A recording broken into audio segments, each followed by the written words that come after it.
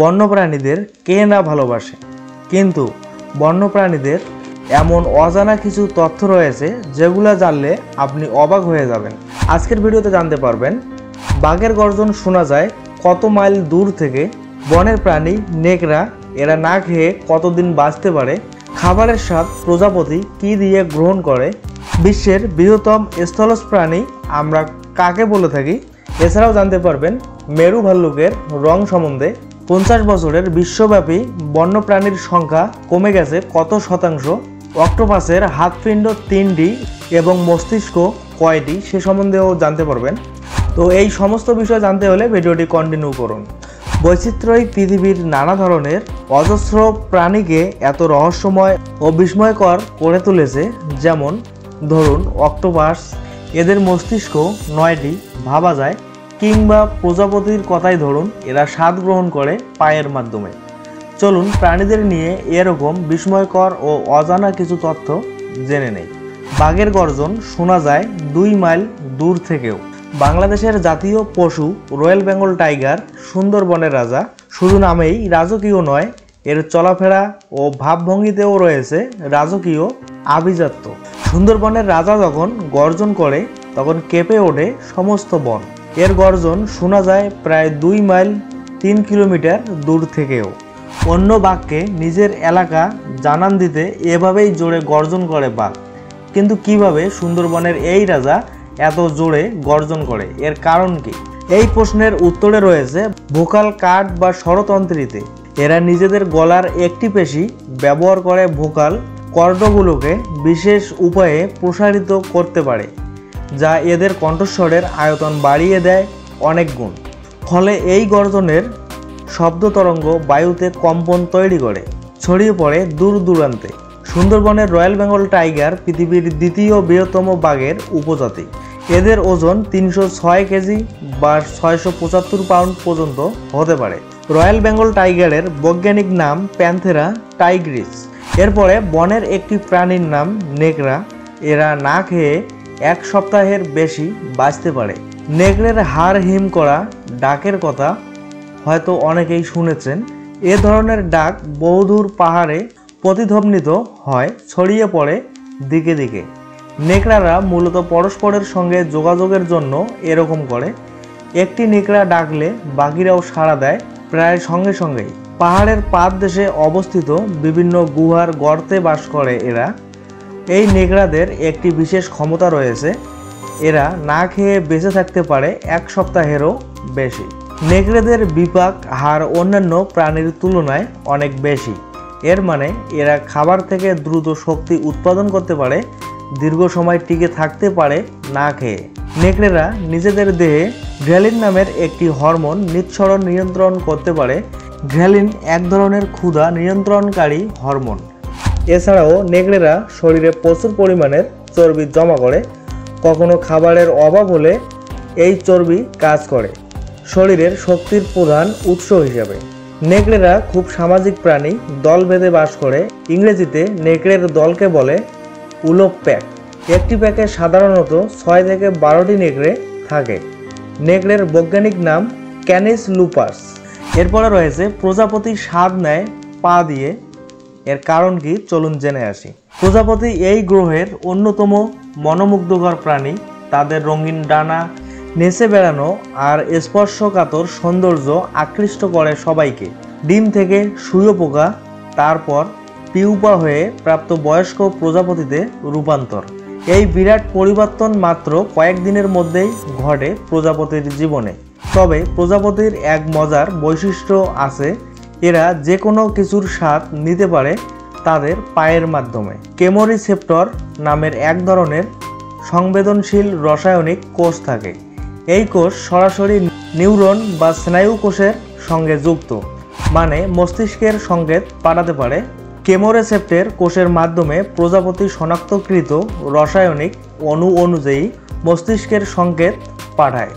এই সংকেত বিশ্লেষণ করে খাবারটি খাওয়া যাবে কিনা তা নির্ধারণ করে এরা। এভাবে প্রজাপতি বুঝতে পারে খাবারটি মিষ্টি, তিক্ত, টক, লবণাক্ত বা অন্য কোনো স্বাদের, কিংবা খাবারটি পুষ্টিকর বা বিষাক্ত কিনা। অর্থাৎ বলা যেতে পারে প্রজাপতির পায়ের কেমোরিসেপ্টের কোষগুলো কাজ করে অন্যান্য প্রাণীর জিহ্বার মতো।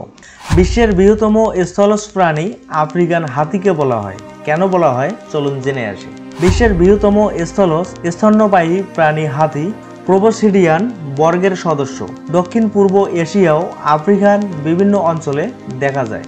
সাধারণত দুই ধরনের হাতি দেখা যায়, এশিয়ান ও আফ্রিকান। বর্তমানে বেশিরভাগ হাতির অস্তিত্ব রয়েছে আফ্রিকান অঞ্চলে। আফ্রিকান বুশ হাতি ও বন হাতি আকার আয়তনের দিক থেকে বিশাল। একটি পূর্ণবয়স্ক পুরুষ আফ্রিকান হাতির উচ্চতা 3.2 থেকে 4.0 মিটার পর্যন্ত হতে পারে। সাধারণত আফ্রিকান হাতির ওজন 4700 থেকে 6048 কেজির মতো হতে পারে। আফ্রিকান হাতি দিনে 300 পাউন্ড পর্যন্ত খাবার খেতে পারে। এখন পর্যন্ত সর্বোচ্চ ওজনের জন্য রেকর্ড করা আফ্রিকান হাতিটি ছিল একটি বুশ হাতি। এর ওজন ছিল 10,000 কেজি আর উচ্চতা ছিল 13.8 ফুট। মাথার দুপাশে দুটি বিশাল কান দিয়ে হাতি নিজের বিশাল দেহ ঠান্ডা করে। হাতির সুরে 40,000-এরও বেশি পেশি থাকে। এই পেশিগুলোর সাহায্যে হাতির সুর দিয়ে কোনো ভারী বস্তু তোলা, খাবার মুখে পুরে খাওয়া, বাচ্চা শাবকের যত্ন নেওয়া, গন্ধ শুঁকতে পারা ছাড়াও আরও অনেক রকম কাজ করতে পারে। আফ্রিকান হাতির গড় আয়ু 60 থেকে 70 বছর, তবে কিছু কিছু হাতি 80 বছর পর্যন্তও বেঁচে থাকতে পারে। সবচেয়ে অবাক করা বিষয় হলো হাতির মস্তিষ্ক। এরা সহজেই কিছু ভোলে না। মেরু ভাল্লুক সাদা নয় কেন? বরফের রাজা খ্যাত মরু ভাল্লুক বা পোলার বিয়ার এরা আসলে বরফের মতোই সাদা, এই ধারণা গেঁথে আছে আমাদের মনে। কিন্তু বাস্তবতা কি তাই? আর্কটিক অঞ্চলের প্রাণী বিশেষজ্ঞদের মতে মেরু ভাল্লুক কিংবা ভাল্লুকরা আসলে সাদা চামড়ার নয়, তাদের চামড়ার রং মূলত কালো। নবজাতক মেরু ভাল্লুক শাবকের ত্বক আবার গোলাপিও হয়। 500 গ্রাম ওজনের এই শাবকগুলো হয় অন্ধ, দাঁতহীন। এদের পশম থাকে না। 3 থেকে 4 মাস বয়সে শাবকের গোলাপি ত্বক কালো হয়ে যায়। তাদের ঘন পশমের নিচে কালো ত্বক স্পষ্ট দেখা যায়। স্বচ্ছ পাতলা লোম সূর্যের আলো প্রতিফলিত করে, যা আমাদের চোখে মেরু ভাল্লুককে সাদার মতো দেখায়। মেরু ভাল্লুকের কালো চামড়া থাকার বেশ কিছু কারণ আছে। বেশিরভাগই সূর্যের সঙ্গে সম্পর্কিত। তাদের লোম স্বচ্ছ হলেও গাঢ় রং সূর্যের তাপ শোষণ করে। ঠান্ডা আর্কটিক পরিবেশে মেরু ভাল্লুকদের উষ্ণ রাখতে সাহায্য করে। এছাড়াও কালো ত্বক সূর্যের ক্ষতিকর অতিবেগুনি রশ্মি থেকে রক্ষা করে মেরু ভাল্লুকদের। 50 বছরে বিশ্বব্যাপী বন্যপ্রাণীর সংখ্যা কমেছে 69%। বন উজাড়, জলাভূমি শুকিয়ে যাওয়া ও মরুকরণের ফলে বন্যপ্রাণীদের আবাসস্থল দ্রুত কমে যাচ্ছে। শিকার করা বন্যপ্রাণী কমে যাওয়ার অন্যতম কারণ। ওয়ার্ল্ড ওয়াইল্ড লাইফ ফান্ড ও জুওলজিক্যাল সোসাইটি অব লন্ডনের যৌথ গবেষণা প্রতিবেদনে দেখা গেছে 1970 সালের পর থেকে 2018 সাল পর্যন্ত পৃথিবীর বিভিন্ন বনাঞ্চলে বন্যপ্রাণীর সংখ্যা 69% কমে গেছে। গবেষণাটি লিভিং প্ল্যান্টের ইন্ডেক্স 2022 নামে পরিচিত। এটি প্রায় 5200 প্রজাতির 32,000-এরও বেশি প্রাণীর তথ্য উপাত্তের উপর ভিত্তি করে তৈরি করা হয়েছে।